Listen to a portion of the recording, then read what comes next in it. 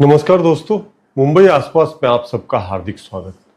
दोस्तों, डोंबिवली के केबी पेंढारकर कॉलेज का विवाद 15 दिन का समय बीत जाने के बावजूद अभी तक खत्म होने के कोई आसार नहीं दिख रहे हैं। पहले दिन से ही यानी कि 1 जून से ही अनेक गैर अनुदानित कोटे के प्रोफेसर और कर्मचारियों का गेट बंद कर दिया गया है। वहीं अनुदानित कोटे से नियुक्त प्रोफेसर और कॉलेज कर्मचारियों को कॉलेज के एक कमरे में बैठकर अपने दिन भर की हाजिरी लगानी पड़ रही है। इस सब के बीच सबसे चौंकाने वाली बात यह है कि इन विवादों का प्रभाव कॉलेज प्रबंधन पर बिल्कुल नहीं पड़ा है।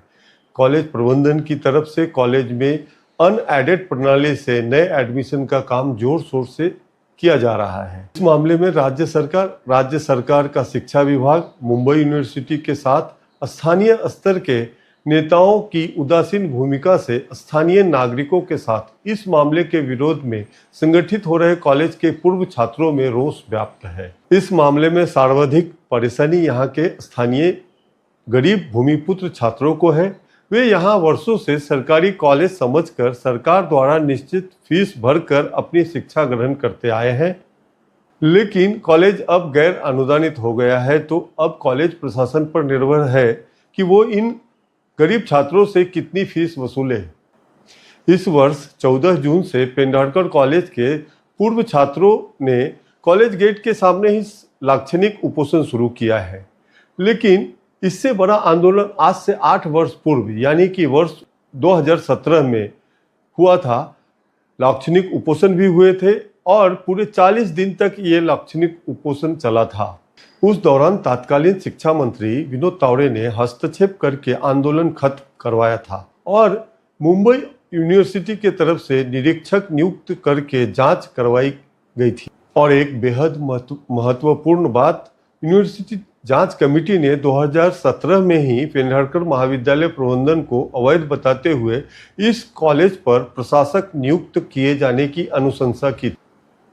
फिर सरकार के तरफ से ढिलाई बढ़ती गई और कॉलेज प्रबंधन ने वर्ष 2019 में न्यायालय में जाकर इन सब मामलों पर स्थगन आदेश ले लिया। मतलब मुंबई यूनिवर्सिटी ने वर्ष 2017 में ही कॉलेज प्रबंधन को बर्खास्त कर प्रशासक नियुक्त की अनुशंसा की थी, जिसे कॉलेज प्रबंधन न्यायालयीन मामला बताता है। लेकिन मामला न्यायालय में विचाराधीन होने के बावजूद कॉलेज प्रबंधन किस आधार से अनुदानित प्रोफेसर और कर्मचारियों को कामबंदी का आदेश दिया है और अनेक गैर अनुदानित प्रोफेसर को बिना कोई पूर्व सूचना के निकाला है, इसका कोई भी सफाई कॉलेज प्रबंधन की तरफ से नहीं दिया जा रहा है। एडमिशन में फी वसूली में यूनिवर्सिटी गाइडलाइन का पालन नहीं करना जैसे अनेक मुद्दे हैं जो पेंढारकर कॉलेज प्रबंधन की मनमानी के साथ सरकारी विभाग के गैर जिम्मेदार होने की पोल खोलता है। दोस्तों, पेंढारकर कॉलेज प्रबंधन पर महाविद्यालय शिक्षा का व्यवसायीकरण करने का सरकारी आदेश नहीं होने के बावजूद कॉलेज प्रबंधन द्वारा अनेक बिना अधिकार वाले निर्णय न्यायालय में विचाराधीन होने के बावजूद अनुदानित प्रोफेसरों और कर्मचारियों को कामबंदी का आदेश एडेड कैटेगरी बंद करके अनएडेड कैटेगरी में एडमिशन और फी वसूली जारी है।